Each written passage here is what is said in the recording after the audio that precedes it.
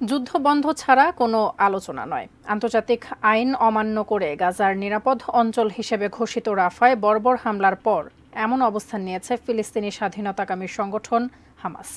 Israeli জিম্মিদের মুক্তির সম্ভাব্য উপায়ও বলেছে তারা। আরও জানাচ্ছেন ইমতিয়াজ আলম।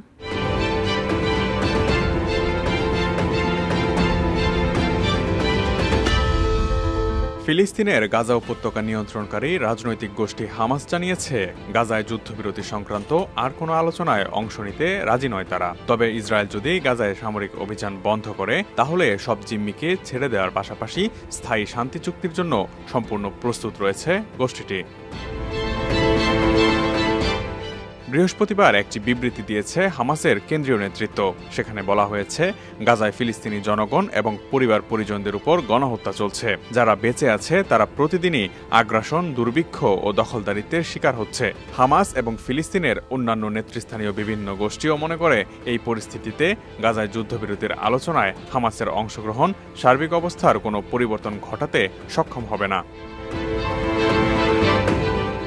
হামাসের পক্ষ থেকে বলা হয়েছে, তারা তাদের মধ্যস্থতাকারীদের জানিয়ে দিয়েছে যে যদি দখলদার ইসরায়েলি বাহিনী গাজায় আগ্রাসন বন্ধ করে, তাহলে গাজা ইস্যুতে একটি সম্পূর্ণ শান্তি চুক্তির জন্য প্রস্তুত রয়েছে হামাস। এই চুক্তিতে সব জিম্মিকে মুক্তি দেওয়া সংক্রান্ত একটি বিস্তৃত সমঝোতাও অন্তর্ভুক্ত হবে।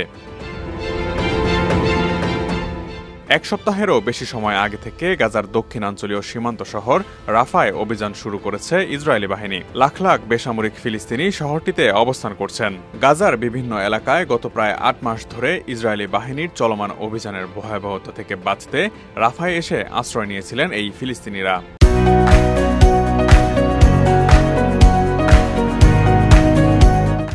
সম্প্রতি জাতিসংঘের অন্যতম অঙ্গ প্রতিষ্ঠান ইন্টারন্যাশনাল কোর্ট অব জাস্টিস বা আইসিজে রাফায় ইসরায়েলি বাহিনীর অভিযান বন্ধের আদেশ দিয়ে রায় দিয়েছে। কিন্তু সেই রায় উপেক্ষা করে সেখানে সেনা অভিযান অব্যাহত রাখার নির্দেশ দিয়েছেন ইসরায়েলি প্রধানমন্ত্রী বেঞ্জামিন নেতানিয়াহু। কিছুদিন আগে রাফায় ইসরায়েলি বাহিনীর বোমায় ৪০ জনেরও বেশি ফিলিস্তিনের মৃত্যু হয়েছে, যাদের সবাই সাধারণ বেসামরিক নাগরিক। ওই ঘটনার পর থেকে বিশ্বজুড়ে যখন ইসরায়েলের বিরুদ্ধে তীব্র নিন্দা চলছে, সেই সময়ই এই বিবৃতি দিল হামাস।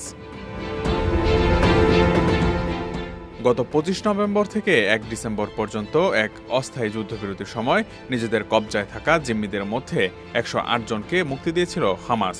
এরপর আর কোনো জিম্মিকে মুক্তি দেওয়া হয়নি। এর মধ্যে ইসরায়েলি বাহিনীর অভিযানে কয়েকজন জিম্মি নিহত হয়েছেন বলে জানা গেছে। অন্যদিকে ইসরায়েলি হামলায় এখন পর্যন্ত ফিলিস্তিনি নাগরিকদের নিহতের সংখ্যা ছাড়িয়েছে ৩৬,০০০-এরও বেশি।